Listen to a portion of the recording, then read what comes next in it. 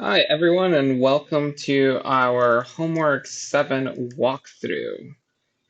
So again, I'm just going to be reading the questions for Homework 7 and sort of discussing some different approaches that you might take to completing both the written and the coding portion. So we have both the written and the coding. Cool. So question 1 here, as always, we start with the written portion of the homework. This is worth 10 points. You'll notice that this homework assignment is actually we will be grading it out of 50 points, but you can get up to 60 points on the homework assignment. All right, so that's just a reminder there. And again, we did make some modifications here. The assignment is now due as per grade scope on Friday, the 1st of April. Okay, perfect. All right, so taking a look, we have interview practice, wake up sheeple. So the first problem is actually, just to summarize, it says you arrive on an island with N sheep. So you have N sheep. The sheep have developed a pretty sophisticated society and have a social media platform called Bater. Okay, it's like Twitter, but for sheep. Some sheep follow other sheep on this platform. So being sheep, they believe and repeat anything that they hear. Okay, so they believe and repeat anything they hear. That is, they will repost anything that any sheep they are following said. So we can represent this as a graph where A to B, right? So this means that B, whoever B is, so this sheep, will repost anything that A posted. So in a sense, you can think about it as like sending the message along. And then basically the way the sheep work is, anytime they receive a message, right? So if A sends a message to B, then that means B is going to send that message along to anybody else, okay? So for example, we have an example here of these 4 sheep here. We see that Sherman, the sheep, follows Sugar, the sheep. Okay, so Sherman, so this sheep, is following Sugar on Bater, right? So essentially, if Sugar posts anything, then Sherman will also post it, okay? We also see that Sugar follows Shakira, so Sugar actually follows Shakira and Shifra, so he follows both Shakira and Shifra, and so on. So that means that Sherman here will repost anything Sugar posts. Sugar will repost anything Shifra and Shakira post, right? So if Shifra posts something, Sugar will post it. You'll see there's an arrow here. Shakira will also post it, and then Sherman will also post it, right? So essentially, if Shifra posts, I love sheep, then every sheep will post I love sheep, okay? For the parts below, we let G denote the directed, unweighted graph in the N sheep. So we let it denote this graph.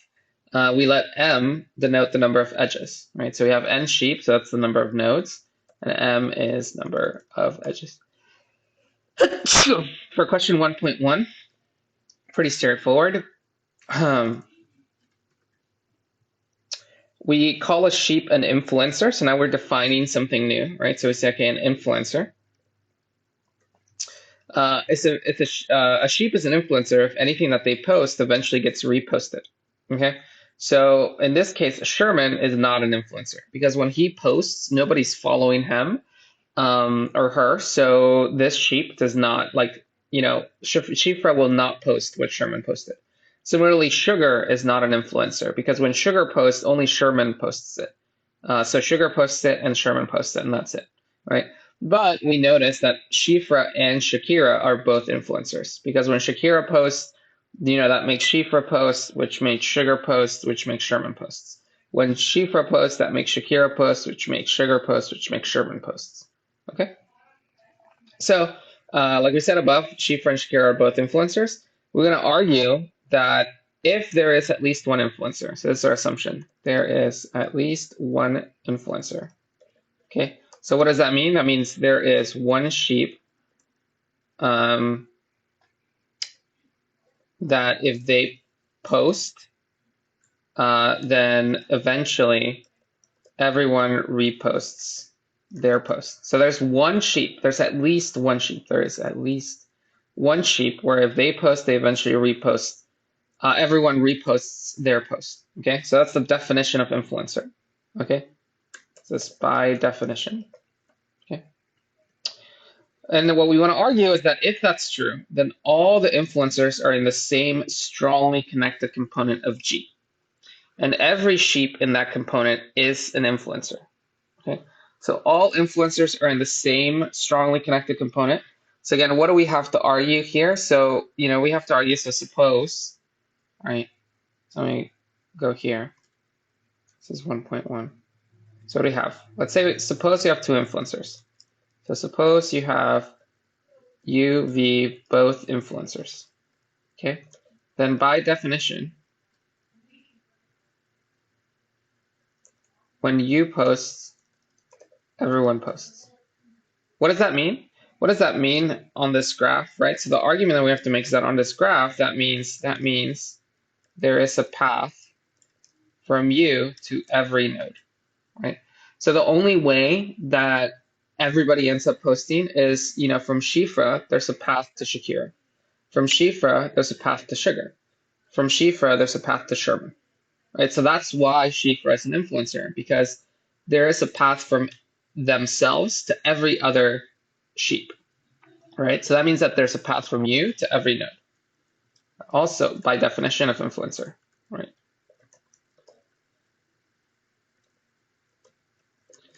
That also means there is a path from V to every node, right? Because again, suppose you have U, V, who are both influencers, okay? What we're trying to get to, we're trying to argue that if I have two influencers, they're in the same strongly connected component, right? There's a path from V to every node, right? So in particular, specifically, there's a path from U to V. By definition of U being an influencer, because U has a path to every node. And there's a path from V to U. By definition of V being an influencer. What does that mean? Therefore, U, V are in the same strongly connected component, right? And again, this is by definition of strongly connected component, because if we look up, if we go to our course website, we look up lectures, we look up strongly connected components, we pull up, let's pull up the lecture notes this time. And it says here, a connected component of an undirected graph is a maximum set of vertices such that for every U and every V, there is a path in G from U to V, right? So we've just shown that there's a path from V to U and from U to V. Therefore, these two vertices are in the same strongly connected component. So the above was done with arbitrary influencers.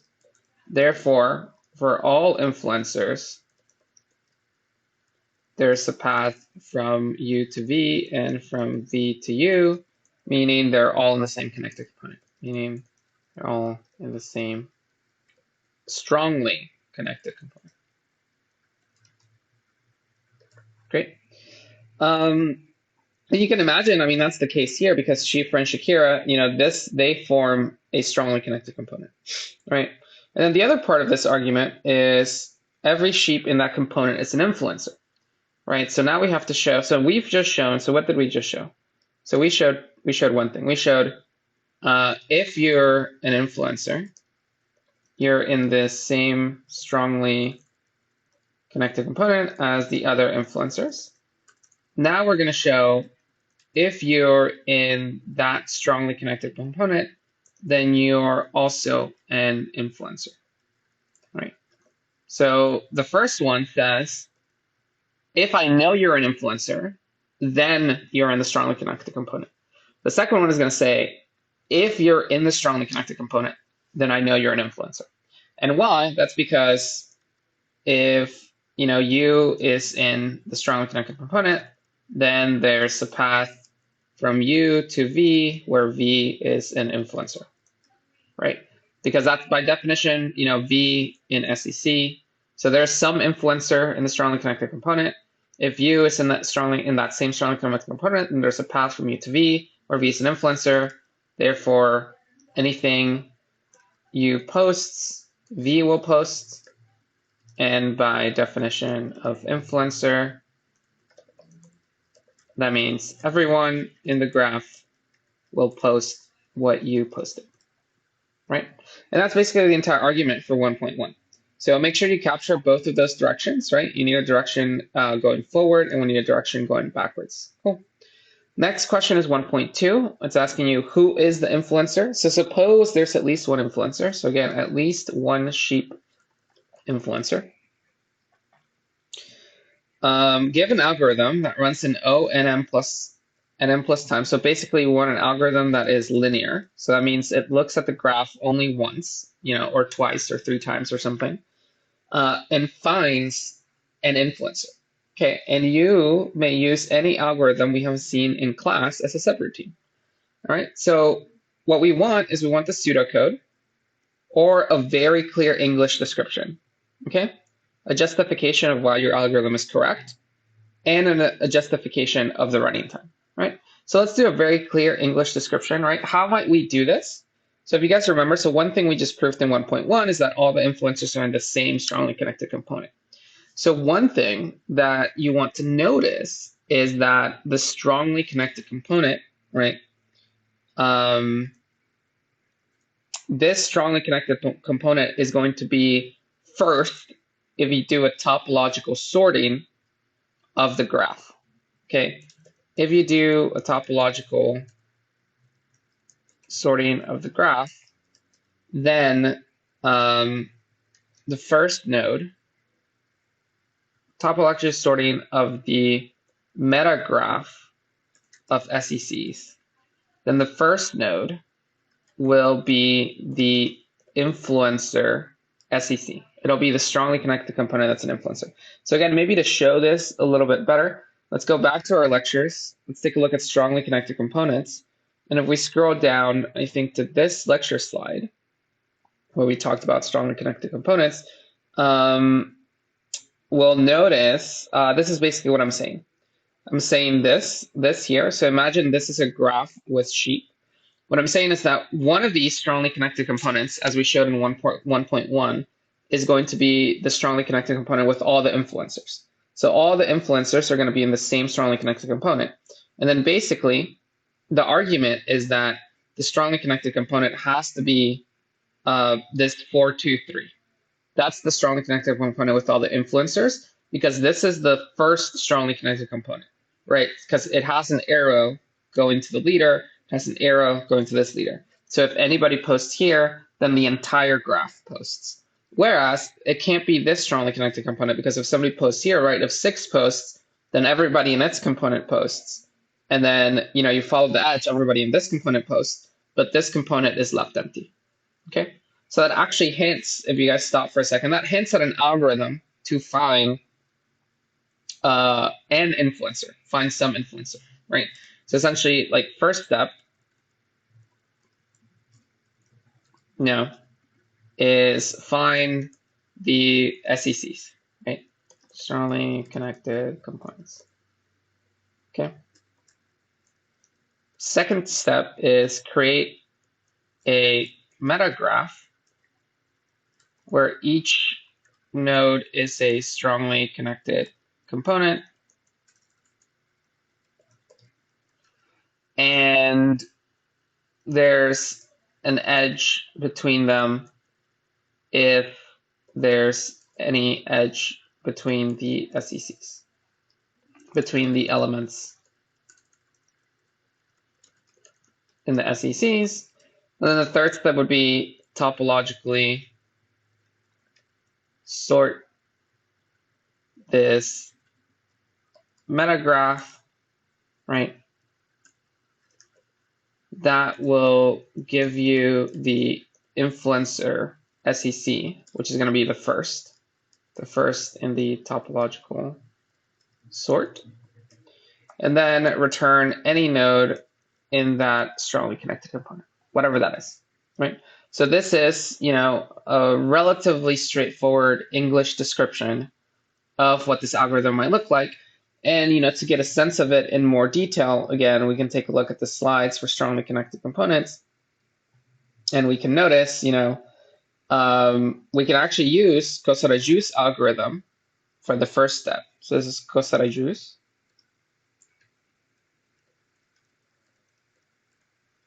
Which we covered in class. And this has running time O(n) plus m. And we covered this in class, right? So Cosarajus algorithm. So like we mentioned, the algorithm is run DFS, reverse all the edges, run DFS again. Then you're going to have your second DFS forest is going to be all your strongly connected components. And we actually had an example here where we ran it, and eventually we discovered, each and every single one of the strongly connected components. And then what we said at this point is then now that we know strongly connected components, we would form this graph, the SEC graph, that has all the strongly connected components. And we noticed that this SEC graph is actually a directed acyclic graph. So you also notice here that actually what you can do is you can just run Cosarajus algorithm to get the first strongly connected component. Because by definition, the Cosarajus algorithm, the first strongly connected component is going to be the one that belongs to the source node in the reversed graph. So actually, you can't do that. So this is actually the source node in the reverse graph. But in the original graph, this was not the source node. Is that right? Oh, no, actually, yeah. This is the source node in the original graph. Yeah, because then we reverse the edges, and that's how we end up chopping stuff off. So actually, you can identify this source node, a node in here pretty easily, which is first you run depth first search to find the node that has the largest finish time. And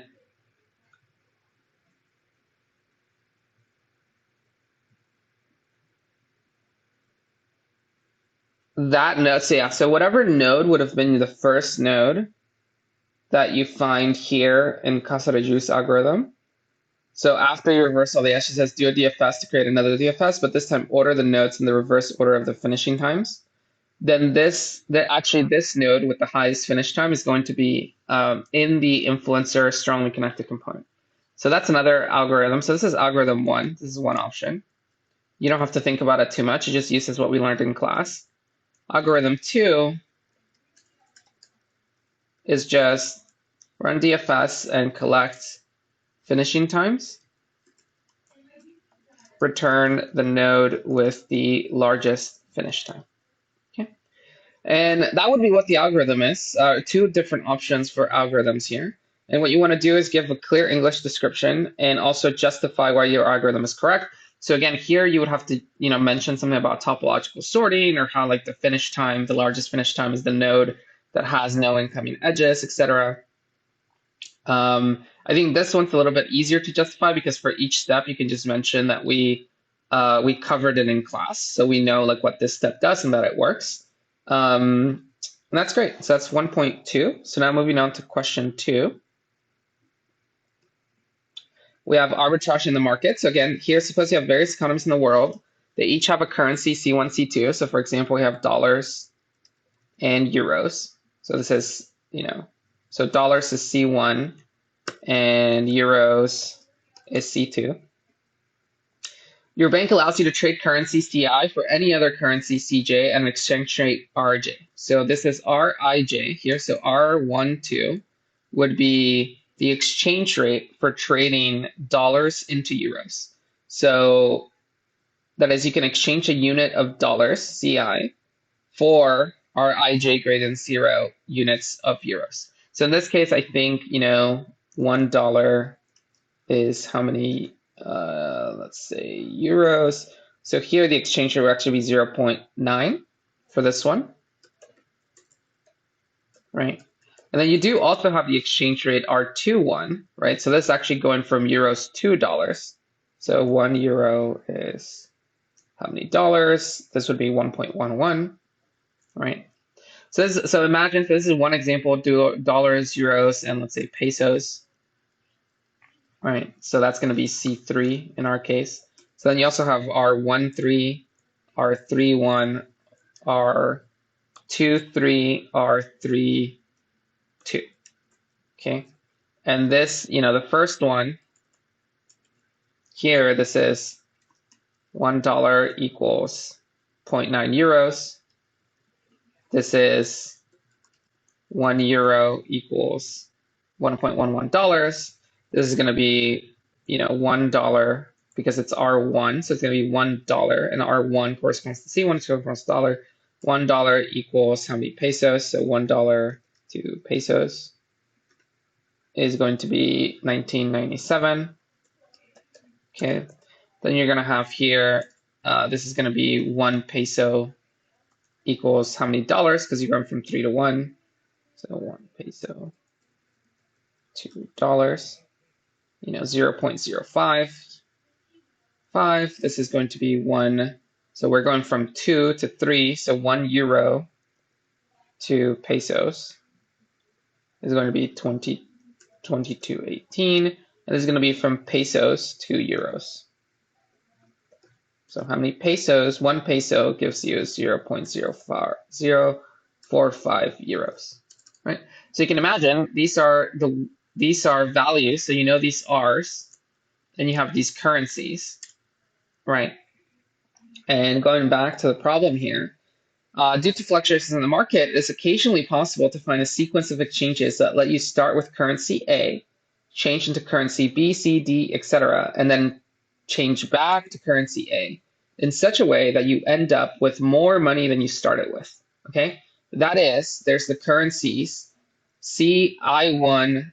So let's zoom in a little bit. There are currencies CI1 up to CIK, where if you exchange from 1 to 2, and then from 2 to 3, and then from 3 to 4, and so on, and then you exchange from K minus 1 to K, and then from K back to 1, this is actually bigger than 1, right? So there are certain currencies where this happens, because the exchange rate for each currency changes and doesn't necessarily, it doesn't update everywhere at the same time. So this is actually used in finance very frequently. This is called an arbitrage opportunity because it means you can make money for free, right?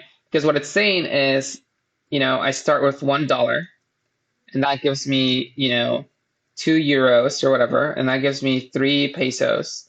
And then for some reason, going back, you would expect that going back from pesos to dollars, you would expect, well, I started with $1, that became 2 pesos, that became, €2, that became 3 pesos or whatever. If I go back, right, you would expect this, well, this should be $1, right? Because I started with $1. There's no reason why making all these, exchanges should make it so that I have more money. That's what you would expect. But there are cases where actually maybe the peso to dollar exchange rate is not perfect. So this actually gives you, like $1 and a $1.1 or something. So that way you actually can start with $1. And by doing this loop, this cycle of exchanges, you can actually end up back to have more than $1. Okay. So now what we're asking for is okay, given, let's say you're given, so I give you the currencies, right? So I give you C1, C2, ... CN. And I give you the exchange rates for all currencies, right? So you actually have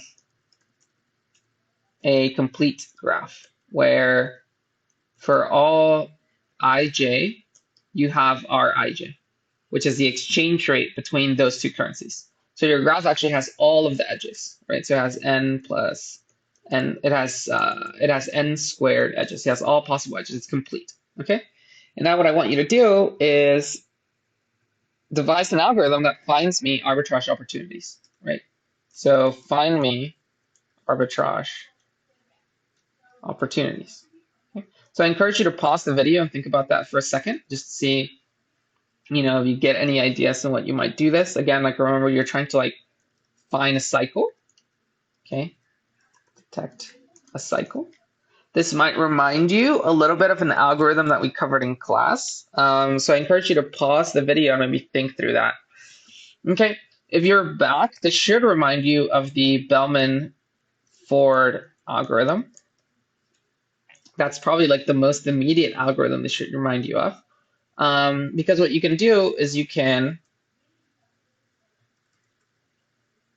do this, define a graph G where each node is a currency and the edge weight, the weight between U and V is given by the logarithm of R U V. Okay. Why do I take the logarithm here? Okay. Again, this is a very common trick that you saw in homework 6, which is if you have multiplication, taking the logarithm converts it to addition, right? So this actually gives us, this lets us convert the entire graph to addition, okay?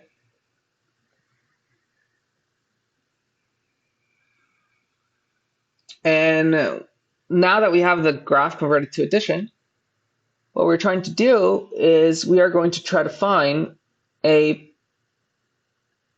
path, right? So at the end of the day, we have Ri2. If we have a cycle from 1 to 2,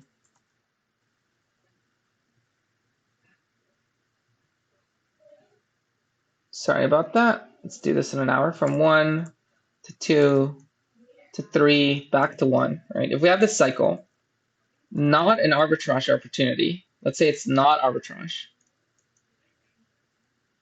right? Then that means the length of the cycle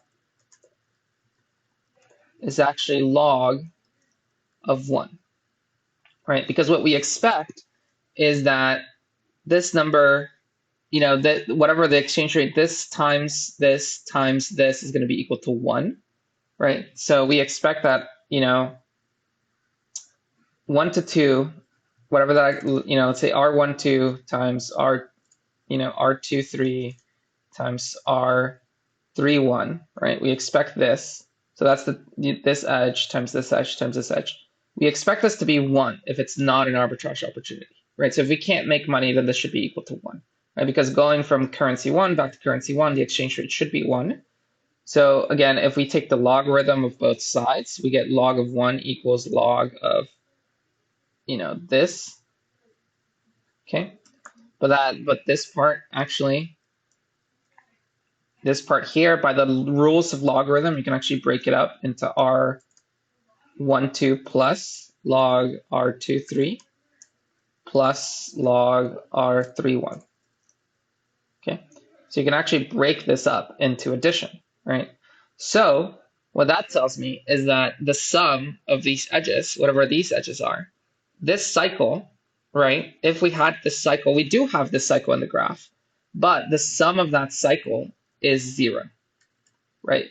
Because again, on this side, we have log of 1, and you guys should know that logarithm of 1 is 0, right? You can actually type that into Google, log of 1 is 0, right? So what that tells me is that with this new graph, right, this graph that I just created, where the edge weights are the logarithm of the currency exchange, if I add all of the edge weights together in one of the cycles, if there's no arbitrage opportunity, the answer will be 0, right? If there is an arbitrage opportunity, that means this value is bigger than 1, right? So here we're taking the log of something bigger than 1, which means the answer is going to be bigger than 0, right? So we will have a positive cycle, right? Now, a positive cycle is not good enough.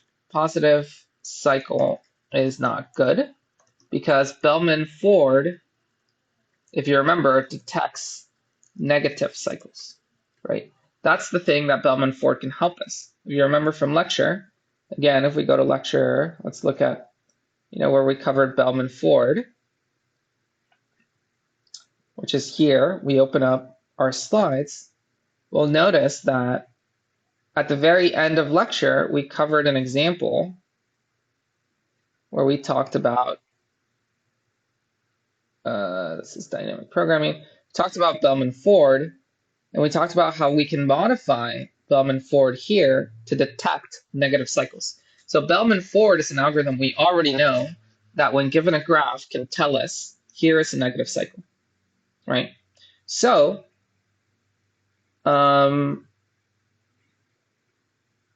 yeah, so we just need to determine whether an arbitrage opportunity exists. So we need to make it such that, if arbitrage, then there's a negative cycle.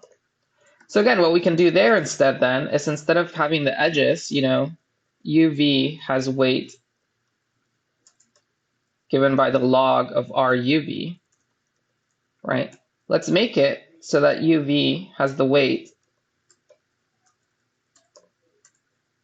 given by the negative log of RUV, right? Because then by this logic that we just covered, if there's not an arbitrage opportunity, this is still going to be the log of 1, which is going to be 0. But now, if there is an arbitrage opportunity, right, then, now we're actually looking at negative log. So we have minus, all of this becomes negated, negative log, which is still addition, right? It's still plus, negative, plus, negative. So turning everything negative actually doesn't matter. And as we remember, Bellman-Ford can handle negative edges, so that doesn't matter. But now, if there is arbitrage, then that means there is arbitrage.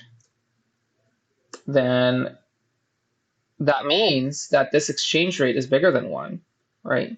Which means that taking the log of both sides, we're going to get the negative log of both sides. We're going to get negative log R12 plus negative log R23 plus negative log R31. That is going to be bigger, less than, because we're taking the negative log of, it's some number bigger than 1, so let's say it's equal to 2. So that's actually going to be equal to the negative log of 2.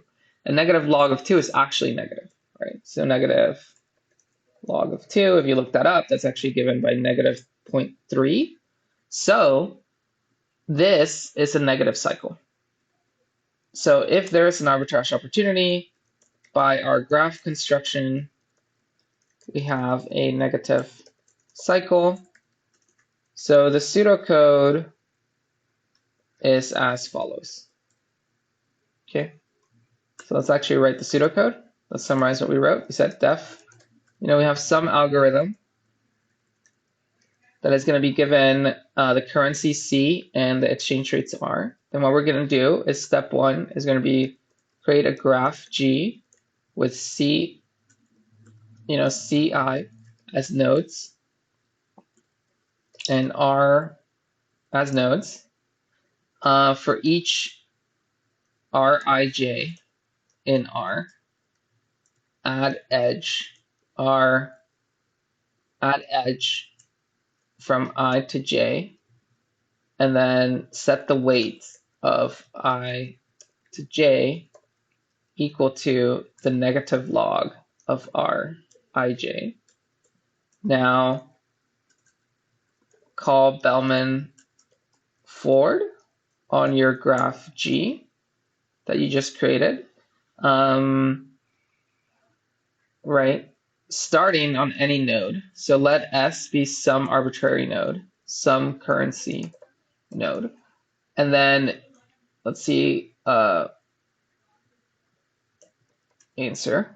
And then if Bellman-Ford, if you run it, if that tells you cycle detected, then you return arbitrage found. Otherwise, you return no arbitrage possible. Cool. And that would be the algorithm. So you have your pseudocode. Obviously, the running time of this algorithm should be pretty straightforward. So creating a graph is going to take, O of n plus m time, because you have to go for each edge and you have to create each node given the currencies.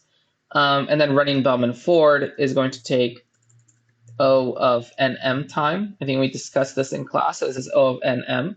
It actually turns out that in our case, n, m, so something to remember is that in this case, we know that m is actually n squared because we know this graph is complete.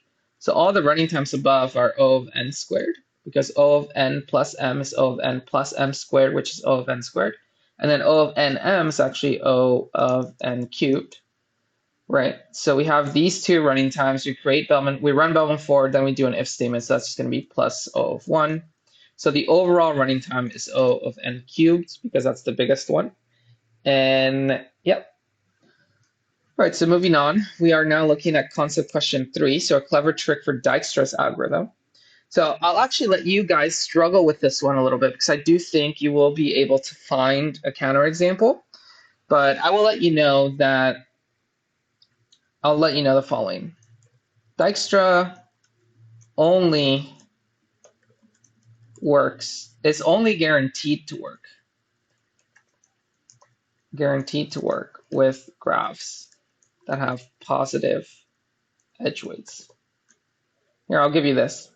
There are some graphs where it will work even though there are some negative edge weights.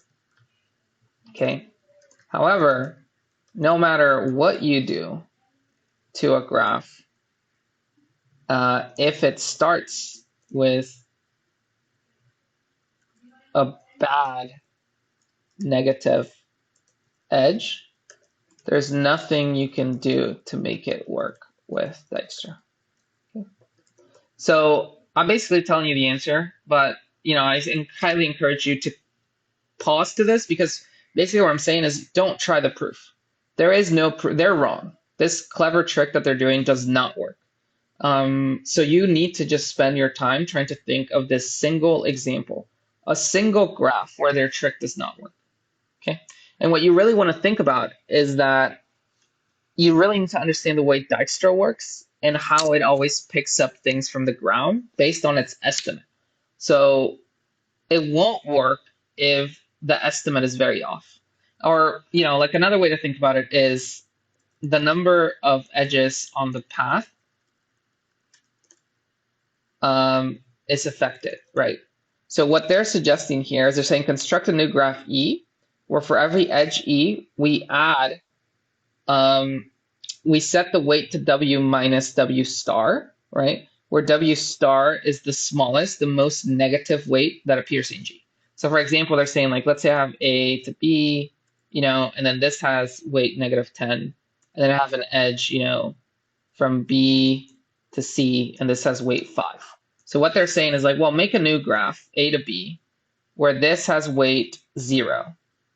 We take -10 and we subtract -10, which means you add 10, so this gives you 0. And then you take 5 and you subtract -10, which means you add 10, so that gives you 15. So they're saying make this new graph, that now, so what they're saying is, oh, well, this graph looks very similar to this original graph. And now it has all positive edge weights. So they're saying, well, this is G prime. This was my original graph. So they're saying, well, now run Dijkstra on G prime. And the answer it gives you is the shortest path in G, right? That's what they're claiming. I'm telling you, this is not true. So for this example, it's true because the shortest path is A to B, it's -10. And in this example, that is true. But something you want to think about is that if you add this number to every edge, then some paths are going to get a lot bigger than other paths. So for example, let's say we do this. Let's say we have G. Let's say we have a path A to B to C to D to E, right? And then let's say each edge has weight 1, okay? So the total path is 1, 2, 3, 4. So the total length of the path, cost of path, is 4, okay? Let's say we also have an edge from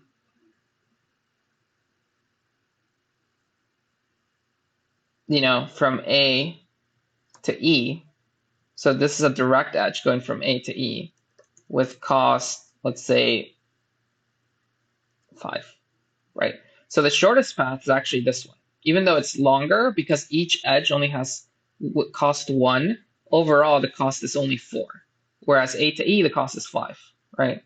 But let's say that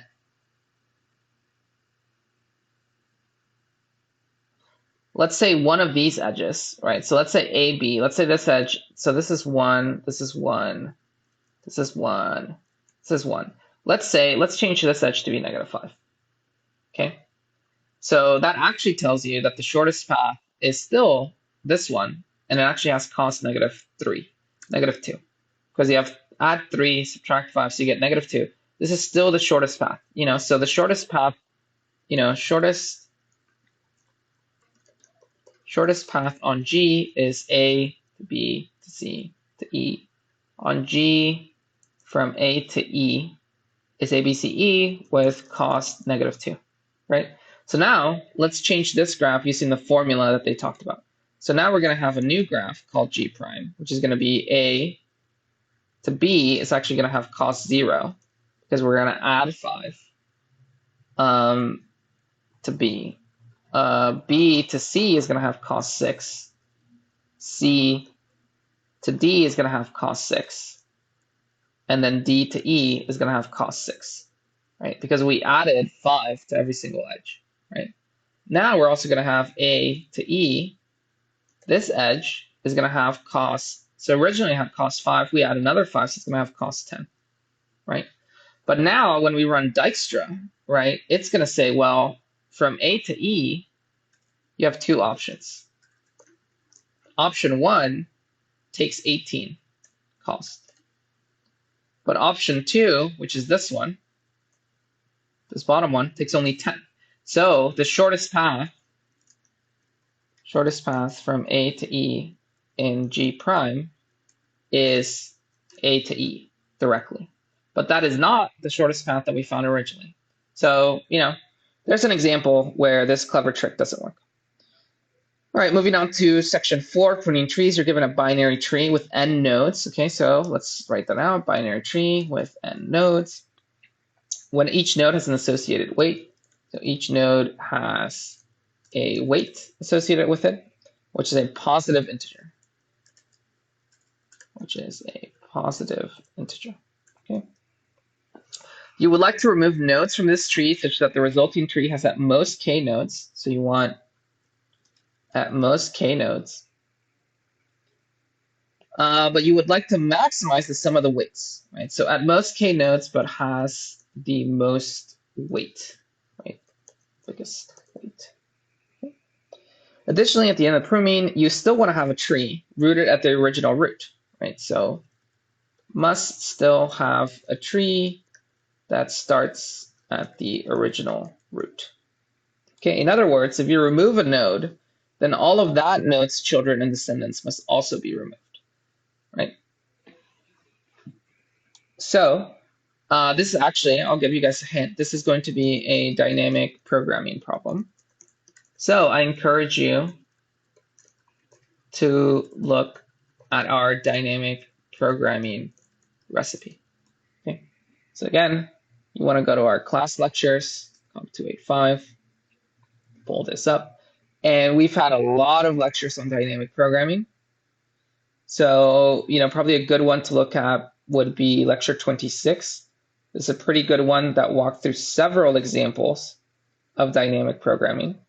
And you can open up the slides and you can actually take a look at our recipe, right, for dynamic programming.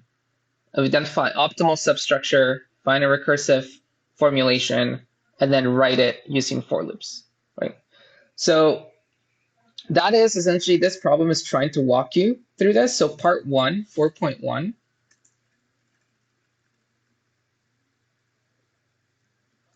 is steps 1 through 3 in our recipe. It's like find optimal substructure, actually steps 1 through 2, find optimal substructure and formulate recursion. Okay, and we kind of help you with step 1, Right? So if we read 4.1, it says, for any node u of the original tree and any positive integer I less than or equal to k, let a ui, so we tell you, okay, let's define a ui. So this is a 2D array, aka a matrix with 2 entries. So AUI is going to be the maximum weight of any subtree rooted at U. Maximum weight of any subtree rooted at U, right?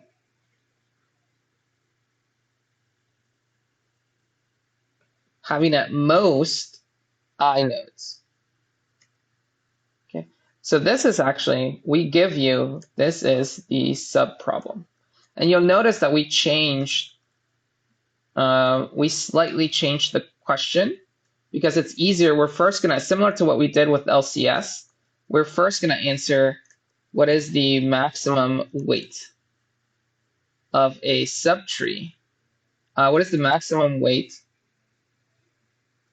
of a tree rooted at the root, so at the original root, with at most k nodes. Okay. So this is what we're going to do first. We're going to try to find that. What is the maximum weight of a tree rooted at the root with at most k nodes? But our original question, right, was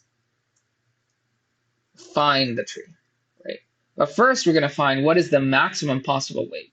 And then you can imagine you can modify the algorithm, right? So similar to how we did, again, if you guys look at lecture 26, if you scroll down, we had an algorithm for knapsack where first we simply found let me scroll up. Right. The first thing we did is we calculated what is the maximum capacity, what is the maximum value of the knapsack, but then you can modify it, right, after you write the algorithm to actually keep track of the items that you put into the knapsack.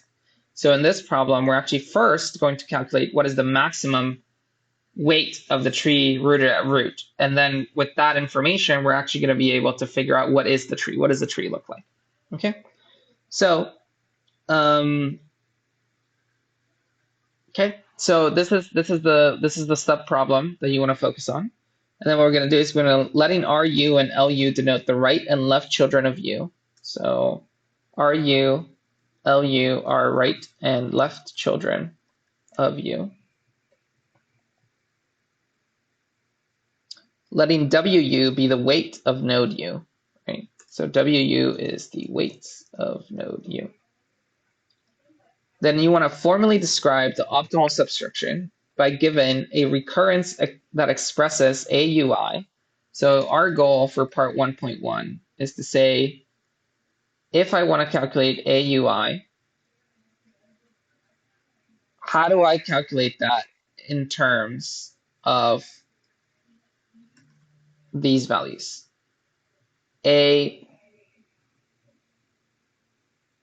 RU, right? So RU is going to be the right child. This is LU. LU is going to be the left child, right? So we're looking at smaller subproblems. So in terms of the right child and the left child, and then also in terms of 1, 2, 3, 4, which is the maximum weight of any subtree rooted at node U, having at most I nodes, right? So I'll encourage you guys to pause the video for a second and then think about that, right? So here we're trying to answer what is the maximum weight of a subtree rooted at U having at most I nodes, okay? And hopefully, you can think about a couple of options, right? So if I'm rooted at U, right, I have two children, left and right, okay? And I can have at most I nodes, right? So to answer this question, so if I'm rooted at U, I'll definitely have node U, right? Because I'm rooted. I have to have the root, right? So I need I minus 1 nodes, right? And the question here is, well, I could have just my left child, right? So I could say, hey, maybe I don't take my right child, right? So one option, so I guess we have a few cases. Case 1, only left child. Case 2, only right child, right? And in each of those cases, this you can actually answer with a, RU, I minus 1. So if I only have my left child, then the maximum weight is going to be my weight WU, plus the maximum weight that I can have with I minus 1 nodes, at most I minus 1 nodes on the right child only, right? So this is only right child, this is only left child, so that's case 1. Case 2 is very similar, R, but it's going to be left I minus 1 plus WU. So my weight plus what is the maximum weight that my left child can have, right? Because I'm rooting myself at my left child now with at most I minus 1 nodes, right? And then there's also a case 3, which is going to be mixture of left and right. So we take both, but don't know how many on each side, right? Like how many nodes we're going to have on the left and the right. So I know in total I can have at most I minus 1 because I have to take myself. So again, it's going to be WU plus. And here's the thing.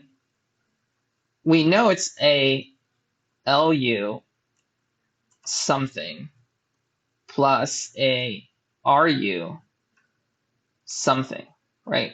So this this is a something, right? And what I know is that in this case, so case 3 is I take, case 1 is I only take my right child. Right? Case 3 is I only take my left child.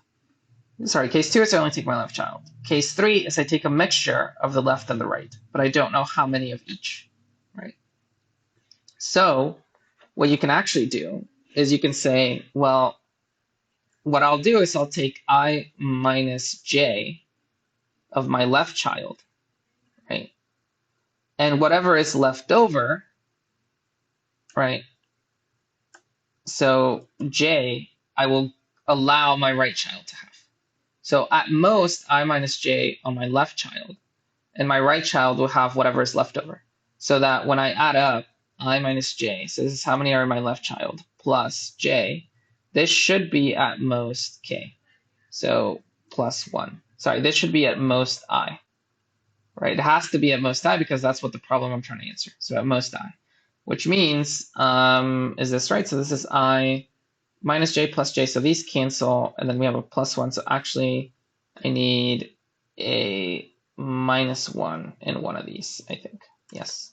So I minus j plus j, the j's cancel. Minus 1 plus 1, the 1's cancel, and that just leaves me I. Right? So this is going to be I minus j. This is going to be j minus 1. And then what we're going to do is we're going to take the maximum over a bunch of values, or we're going to try to consider different values of j. So we're going to start with j equal to 1, right? And then we're going to go up to j equal to I. And interestingly enough, this third case, if you notice, there's the thing to notice here, is this third case for j equal 1 and j equal I, it is actually also case 1 and case 2.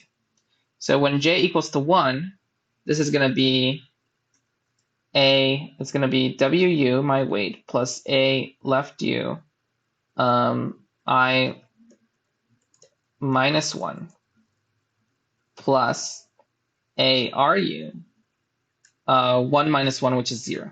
So it's basically saying I can take my right child, but I can have at most 0 nodes in it, which means I can't take my right child. So that also hints at what are some base cases, right?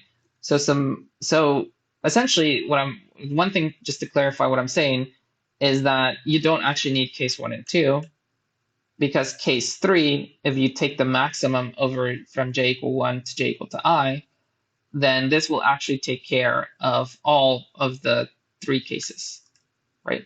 So this is our recursive formulation. So we can say A ui is equal to the weight of u plus the maximum over all of these values of these 2 subcases, okay? And then what we also have is we mentioned, well, A x0.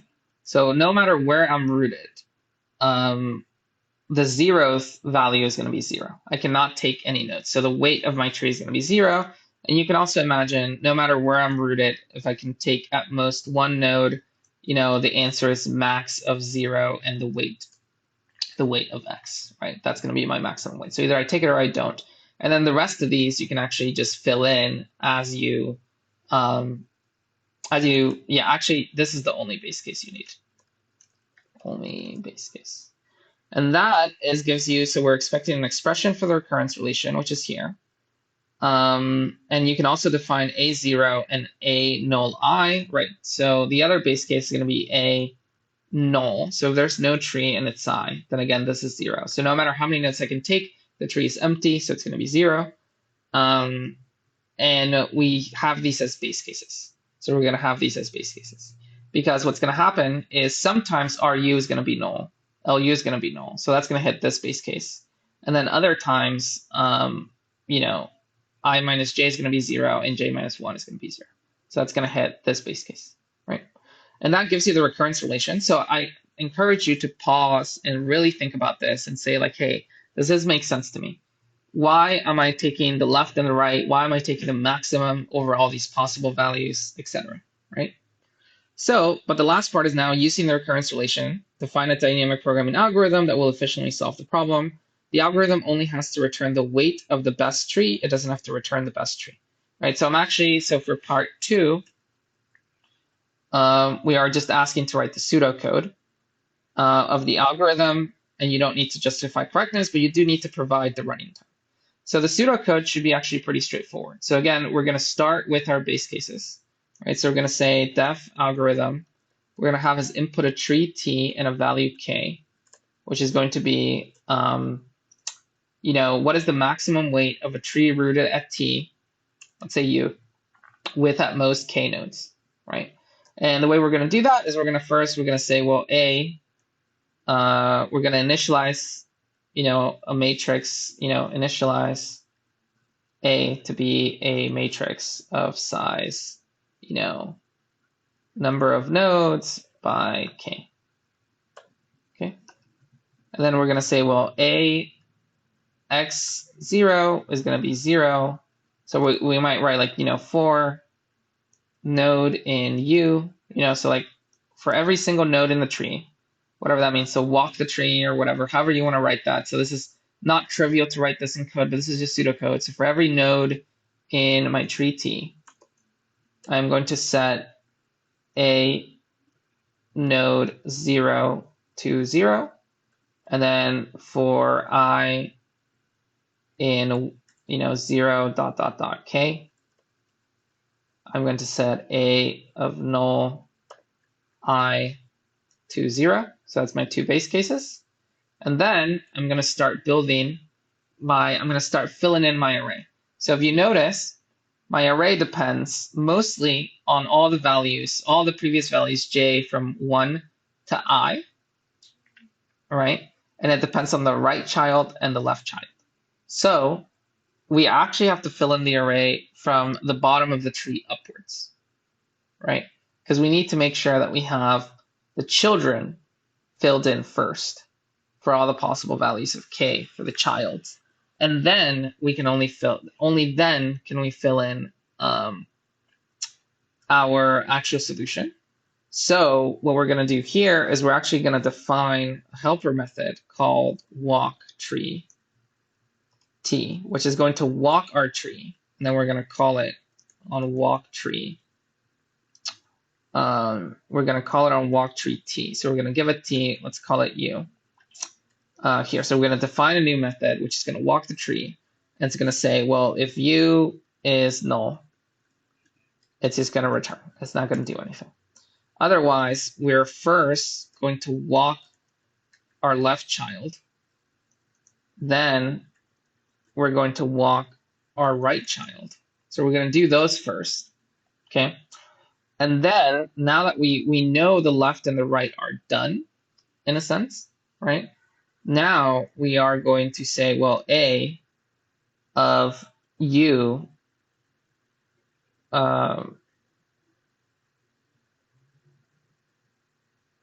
A of u with at most k.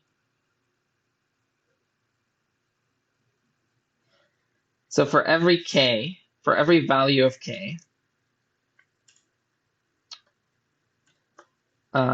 equals 0, ... k. So for every value of k, we're going to say aiu is equal to the weight of u plus a of u dot left j. Basically, we're going to take our recurrence that we have here, and we're going to copy paste it here.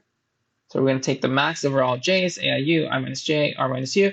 And the idea is that the left child and the right child are already done because we walked them first. So we walked the left and we walked the right first. They were already done.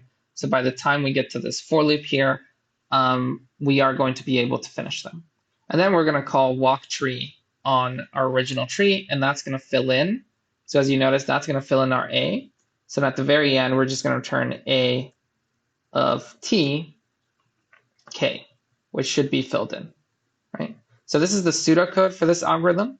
The running time is not super complicated to analyze, but it's worth thinking about. So obviously, you know, this part, this for loop, first for loop, right? So this first for loop takes O of n, where n is number of nodes in T, right? This second for loop is going to take O of k, right? Because we go from I equals 0 to k. So this is O of n, O of k. Now, when we call walk tree here, right, it's the question, well, how long does walk tree take? Well, if you notice, walk tree visits every node, right? So it always goes left, right. It visits every node. And every time it visits a node, it has this for loop from I equals 0 to k, right? So this for loop from I equals 0 to k, and not only from I equals 0 to k, it also has, the way we wrote it anyway, it also has this for loop where we're trying to take the maximum from j equal 1 to I, right? So because we're doing the maximum and we're iterating over all possible k, the way we wrote the algorithm right now, this is O of k squared, this part, and we do that once for every node. So the total running time of walk tree is actually O of n k squared. Okay? So the total running time of the algorithm is n k squared. Another way to look at this is that you have to fill in the whole matrix, right?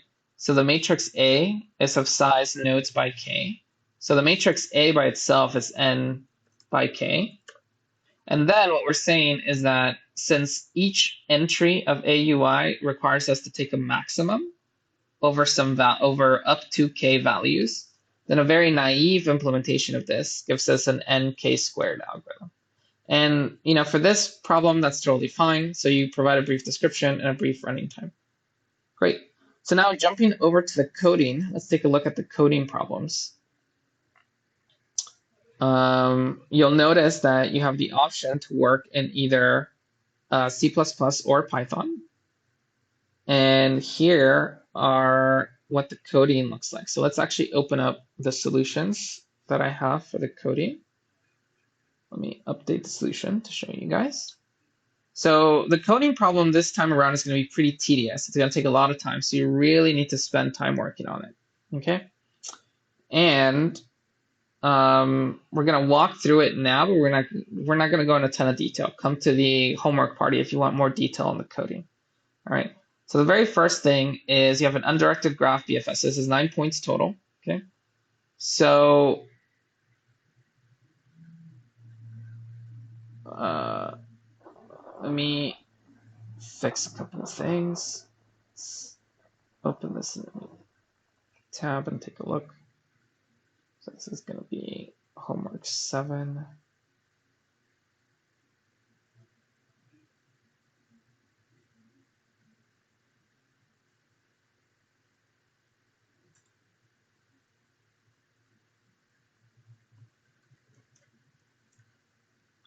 I need to update that to be get banner ID. So let's leave that open. Let's leave this open.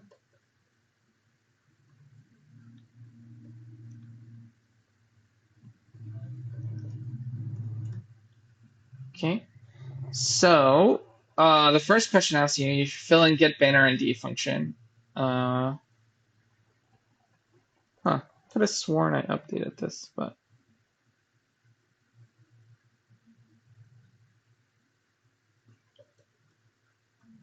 okay. Anyway, you want to fill in the get banner ID function with your banner ID. When you hit run on Replit, you will receive an auto-generated undirected graph, such as this example. Okay, so let's actually, yeah. So you will receive, so when you hit run here, each person is going to receive a different graph, GVE, and it's going to give you the nodes 0, 1 through 6, and it's going to give you the edges that it has. So your first question, the first problem here is actually, so you want to update this get banner ID, you want to put in your banner ID here, and the first question in Q0 is to just draw, so you're going to click this, you're going to open this homework 7 template, you're going to make a copy of it because you don't have access to it, so you're going to file, make copy, and then you're going to fill in what your graph looks like. And you're actually going to upload this as part of the homework assignment. It's going to be worth 1 point. Okay, so here's the graph you're going to get. You're going to have to fill that in, right? So you'll notice that different people will get different graphs. Oh, sorry, this is the code, so I haven't filled it in yet. Yeah, different people will get different graphs. So for example, I have an edge from 0 to 1 in my graph, but in the example graph, there's no edge from 0 to 1, right? Then you're going to move on to question 1, which is adjacency matrix and adjacency list. So the first question asks you to represent your graphs in adjacency matrix. So it's a 2D array of booleans. So that's in get adjacency matrix. So it's going to be something like this. Okay, so this is not the right answer because your graph is different. But you can essentially imagine you're going to represent for each row, you're going to have either true, false. It's the whether, so this is node 0.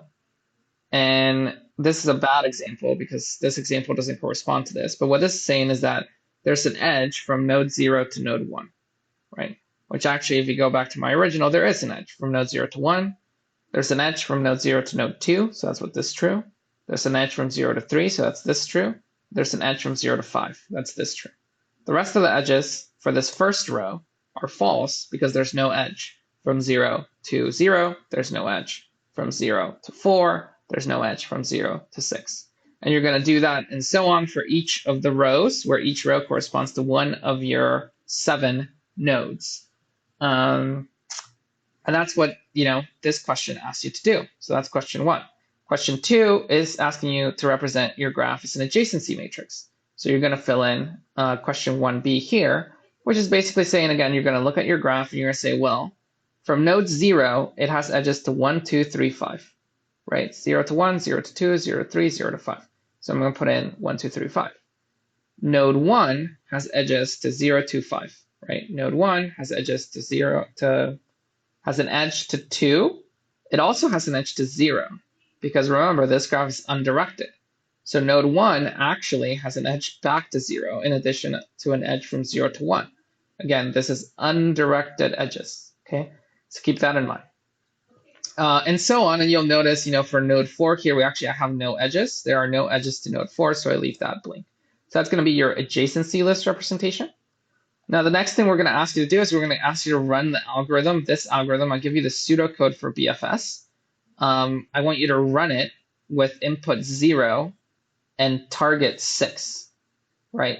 So notice that once you hit the target, your algorithm immediately returns true. So it actually does not explore the whole graph. It will only explore as far as it can. So again, it only explores as far as it can. So it only explores a single connected component. So if you get unlucky and your node 0 is connected to nothing, then this is going to be a very easy problem for you because the answer is just going to be 0, right? Otherwise, you have to explore the graph. But you stop as soon as you hit node 6, which is the last one. And not only that, but the other option is if you have options as to which node to take, you take the one that's the lowest. So again, going back to our original example here, I'll start BFS at 0.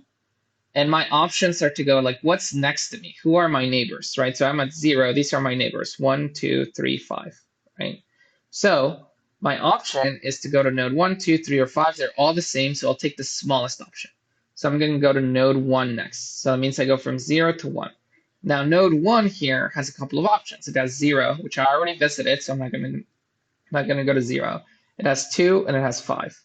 I'm going to go to the smallest node, so I'm going to go to 2, right? Or actually, oh, sorry, I'm so wrong. So the way BFS works, actually, you have to go through all my neighbors first. So first I go to 1, then 2, then 3, then 5. So I start at 0, I go to 1, 2, 3, 5. Because I visit everyone that's one step away from me first, and then I start visiting the people that are going to be 2 steps away from me. So in this case, the only person that's 2 steps away from me is actually 6, so then I'm done. Because everybody else I actually already visited. And 4 I cannot reach, right? DFS is very similar. I'm asking you to run DFS in your graph starting at 0. You're going to stop as soon as you get to 6. But DFS is different, right? You start at 0, you go to 1 because it's the lowest number. Then you're looking at node 1, its neighbors, you're going to go to 2 because it's the lowest number. Then you're looking at node 2, its neighbors, you're going to go to 6 because it's the lowest number of neighbors. And then once you get to 6, you're actually done. Because again, if you notice the pseudocode for DFS, as soon as we get to our target node, we immediately exit and we return. Okay. Question 4, jumping back to question 4 here. Well, question 3, again, you're going to be given an adjacency matrix. So when you run your code, everyone is going to be given a different weighted adjacency matrix. So what this tells you that there's an edge from node 0 to node 1, because this is in row 0, column 1, this 4, that has weight 4. If there's a null, that means there's no edge. So your job for Q3 is to draw that graph. So here's an example of how you might draw that, and you want to submit this as part of your solution. You're actually going to upload it, into this Replit and then upload it into Gradescope. Now, question 4, again, it doesn't matter that you see the answer here because everybody's going to have a different graph, which depends on your banner ID. So whatever your banner ID is that you put into question 1, question 0, that's going to generate different graphs for everyone. So you want to use a different graph here. So we're going to do an adjacency list, a weighted adjacency list. So the way the weighted adjacency list works is, again, it's the same as a normal adjacency list. So this is saying from edge 0, there's an edge to node 1, to node 2, to node 3, to node 4, to node 5, right? Which is true. If we go back here, there's actually an edge to all of these nodes. And then we say, well, to node 1, the weight is 4. To node 2, the weight is 12. To node 3, the weight is 11. To node 4, the weight is 13. And to node 5, the weight is 1. And that will be this first row. And you repeat that for each of your 7 nodes to complete every row. Get Dijkstra disk. This is a pretty interesting problem. Again, you're going to have to just walk through this one. So what I do is, first, I recommend that you submit your answers to Gradescope first, just to make sure that everything else looks right and that you're understanding how it works. Then I highly, highly recommend that you get started, you understand this example, okay? So this is the example that corresponds to this graph. And the thing that you want to understand is what are the edges that we actually include. So basically what we're saying is that there is going to be a row here for the initial values. So your first row for everyone is going to be infinity, infinity, infinity. Then there's going to be a road for when we set the starting node to 0, right? So in this case, my starting node is 0 node. You may have a different starting node, okay? Then what you're going to do is you're going to run Dijkstra. And you'll notice that in Dijkstra, once you actually start running it, there is this for loop here, which says for each edge, U, V, and E, right? And what we mean here is we mean for each edge UV, right? So each edge starting at U going to V, right? So we're looking at node U, which is our current minimum. So for each edge U going to V, we're going to run this logic. So what we want to do is there is going to be a row here corresponding to what this value looks like once we are done processing one edge. So the very first edge in our graph is actually, and we're going to do the edges, so they're going to go in order by the lowest node. So okay, so we start at node 0. We have 1, 2, 3, 4 edges that we have to go through. The first edge we're going to process is the 0 to 1, right? So when we process 0 to 1, that's going to update the estimate for the shortest distance to node 1 to be 1, right? So that's what this row corresponds to. Okay, then we're going to process 0, 3, right? We're going to go to the edge from 0 to 1. Instead of that one, we're going to go to the edge from 0 to 3. So that's actually going to update the estimate for node 3 to be 10. Okay, so that's what you see here. Here. And then we're going to process 0, 4. That's going to update the estimate for node 4, and 0, 5, which is going to update the estimate for node 5. Okay, so that is 0, 1, 0, 3, 0, 4, 0, 5. Finally, now this node is done. It is complete. You have completed processing it. You have picked it off the ground. Okay, you're no longer using it, right?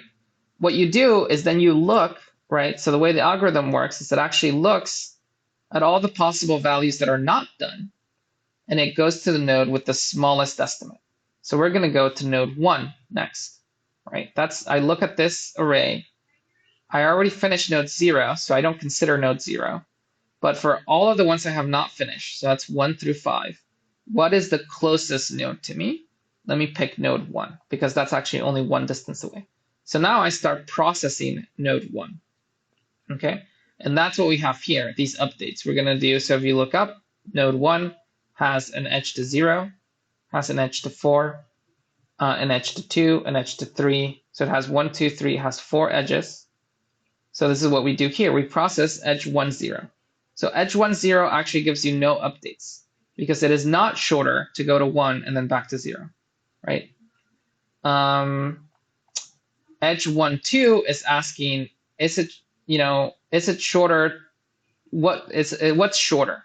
The previous estimate, however I got to 2 before, or if I go first to 1 and then I go to 2, is that shorter? And the answer is yes, that's shorter because that's 16. Right?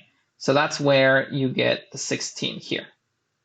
Then we say 1, 3, and we do this, we estimate, right? So already for 1, 3, 1 to 3, we already have one path going that's of length 10. But then we ask, well, is it shorter to first go to 1 and then go to 3? Because that's of length 6. And the answer is yes, it is shorter. So we update this value to be 7. And then you sort of continue, for each edge out of node 1. Then you will pick, now you have this is the final update. You pick what is the closest node, the next closest node. You actually have 2 options. You have node 3 and node 4. As in class, we're going to pick the one with the lower value. So you go to node 3, and then you continue. So you're going to do that for your graph, which is different than this graph. And you want a row for every single edge update until you get to the very end, which again, if you notice, the end is the very last node. So you actually have to process every single node. So the number of rows that you have here, so one check that you want to check, the number of vectors that you put in here has to be equal to your number of edges, because you're going to have a vector for each edge, right? Plus 2. Because you have an initial and you have a distance. So whatever your number of edges are, you're going to have one vector for each edge, and then you have your distance and your initial. All right, so for computing Dijkstra's of Prev, this is going to be very similar to the one you did before, except now you're going to look at the pseudocode, and you'll notice that we keep track of the distance, but we also keep track of the previous node. So this is the node we came from to find the shortest path. So this gets updated. When the distance gets updated, we also update the previous to be, this is the node we're coming from. Why is this helpful? Because if we wanted to know the actual shortest path, to node 4 here. So the shortest path to node 6 actually came from node 4. And to get to node 4, we came from node 1. And to get to node 1, we came from node 0. Right? So that actually gives you the path. You go from 0 to 1 to 4 to 6. Right? But you're going to do the exact same thing as you did here. One difference is that you have your initial, which is going to be just all -1s, but you do not have your there is no update to the prev when you update your starting node, because the starting node is always going to stay -1 because there is no previous to the starting node. But you are going to have a row for every single edge in your graph, right? So you're going to start with your starting node, you're going to process all of its edges, then you're going to go to your, the next lowest node. So basically these edge updates are in the same order as the ones that you did here. You're just writing down the previous update instead of the edges. Cool. All right, the last problem, I will give it, I'll leave it entirely to you guys to just try it out. It's only worth 3 points, so if you miss it, it's not that big of a deal, but it's a pretty interesting problem that really connects sort of like graphs to a real world problem. So I encourage you to try it, and best of luck, everyone.